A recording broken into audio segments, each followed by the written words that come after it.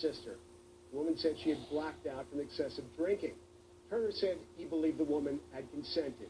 Last week, Turner was convicted on 3 felony counts of sexual assault and sentenced to 6 months in prison, far short of the 6 years prosecutors sought. The outcry soon followed, beginning with prosecutors themselves. The punishment does not fit the crime. This predatory offender failed to take responsibility, failed to show remorse, and failed to tell the truth. Ultimately, the fact that the defendant preyed upon an intoxicated stranger on a college campus should not be viewed less serious than if he assaulted an intoxicated stranger in downtown Palo Alto. But what turned this case into a national story was arguably the letter read by the unnamed 23-year-old woman.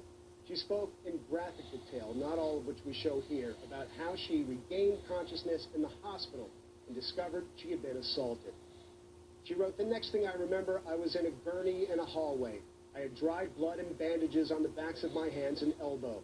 I was asked to sign papers that said rape victim, and I thought something has really happened. My clothes were confiscated, and I stood naked while the nurses held a ruler with various abrasions on my body and photographed them." She also described how she discovered the extent of what happened to her. One day, she said, "I was at work scrolling through the news on my phone and came across an article. In it, I read and I learned for the first time about how I was found unconscious with my hair disheveled, long necklace wrapped around my neck, bra pulled out of my dress pulled off over my shoulders and pulled up above my waist, that I was butt naked all the way down to my boots, legs spread apart, and had been penetrated by a foreign object by someone I did not recognize. This was how I learned what happened to me, sitting at my desk reading the news at work."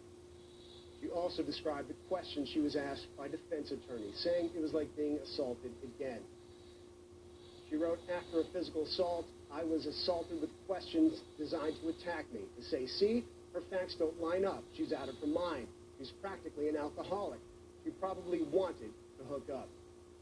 One point she repeats in her statement is that she has long sought for Turner to apologize and take what she feels is appropriate responsibility for what he did.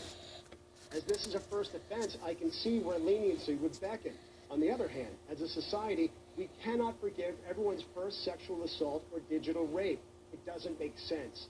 Seriousness of rape has to be communicated clearly. We should not create a culture that suggests we learn that rape is wrong through trial and error. The consequences of sexual assault need to be severe enough that people feel enough fear to exercise good judgment, even if they are drunk, severe enough to be preventative."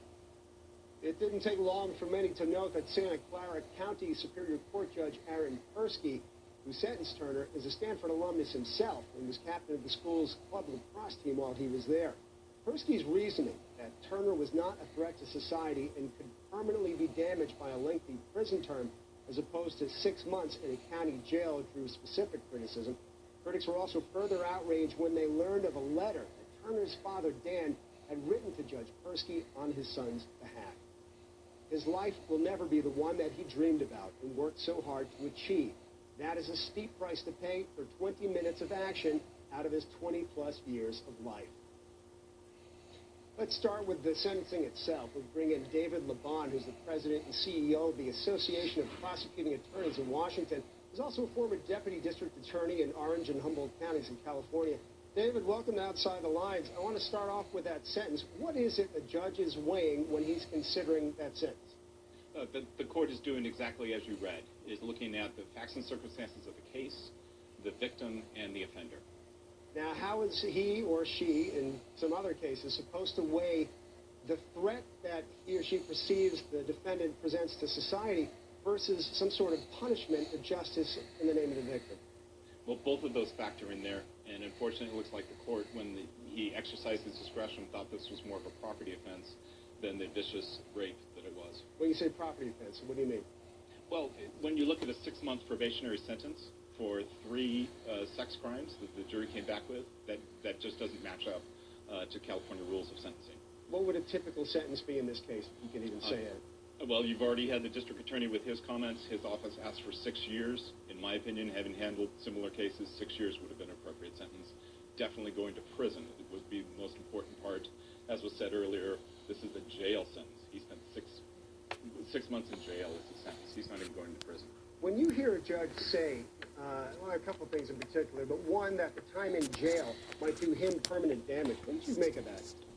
It meant that he was spending more time in his sentencing discussion about the defendant, not trying to defer the defendant's conduct, but more concerned about the defendant and the impacts of incarceration than looking at what was the impacts of the victim. What did he steal from the victim when he raped her? There was something else that he said in his decision. There is less moral culpability attached to the defendant who was intoxicated. Is there a place in law that recognizes less culpability because of intoxication? As unbelievable as it sounds, yes, voluntary intoxication is a mitigating circumstance, and in fact, you can get yourself so drunk that you cannot form the specific intent to do a crime such as rape. Would that apply to a crime such as vehicular homicide? Vehicular homicide, now you're saying that becomes one of the elements of the crime itself. So as extreme as it sounds, and as the court was making excuses for this particular rapist, they were throwing in the fact that maybe he wouldn't rape if he hadn't been drunk. A number of people have brought this up, including the survivor herself, about the race, the background, the class of Mr. Turner. As you look at this case, how do you think those factors played into this sentence? I would say more of it, because it definitely came in with his lack of criminal conduct, his being not only an athlete but a student. That came in. I don't know how important the race is. I don't know if it made that much difference if it was a black athlete or a Hispanic athlete versus a white athlete. But you cannot look at this case and say that the court didn't look at status as a student, status as an athlete, and find that to be mitigating and the reason why to give him this limited jail term. All right, David, we're going to ask you to stick around, but I'd also like to bring in now Maya Weinstein. She's an activist on behalf of sexual assault survivors, and she is one herself and has spoken about it many times. Maya, when someone who has been assaulted goes through the process that this young woman did, where private investigators look into her life, defense attorneys ask her questions about everything that she did, including the way she dressed, the way she acted, what is it like to go through that? I think the biggest fear for any survivor coming forward is the re-traumatization that is a result of going through any kind of proceeding, whether it's at a university or in the criminal justice system.